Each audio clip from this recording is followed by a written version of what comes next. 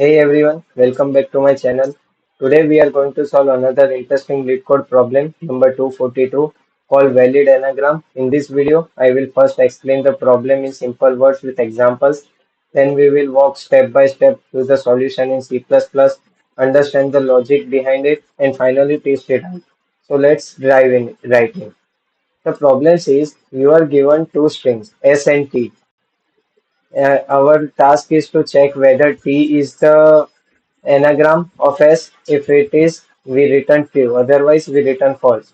Now, what is an anagram? An anagram is a string that contains exactly the same characters as another string, but the order of the characters can be different. Yeah, so let's look at some examples. Example 1.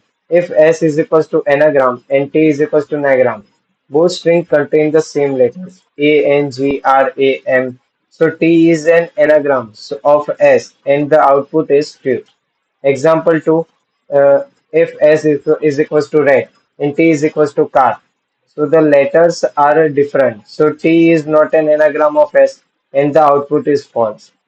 Both strings have a length between 1 and 50,000. String consists of lowercase English letters. So basically, we need to count how many times each character appears in S, subtract the counts of each character based on T. If any count becomes negative or the strings are of different lengths, return false, otherwise return true. Now that we understand the problem, let's walk through the C++ solution step by step and see how it works. Here we define a class solution and inside it function is anagram that takes two strings and returns a boolean. We use an unordered map called ans to count how many times each character appears in S. First check if the lengths of S and T are different. If yes, we return false immediately because anagrams must be of the same length. Then we loop through the each character in S and increase its counts in the map. Next, we loop through each character's T and decrease the count. If any count becomes negative, it means T has more of the character than S, so we return false. Finally, if counts match, we return true. Now let's test our code with the example we discussed earlier to ensure it works correctly.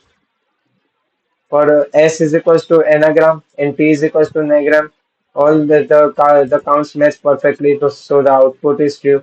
For S is equals to rat and T is equals to car, the count don't match, so the output is false.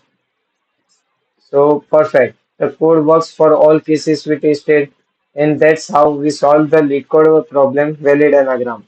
We first understood the problem with examples, then counted the frequency of each character, compared with the second string, and finally returned the result.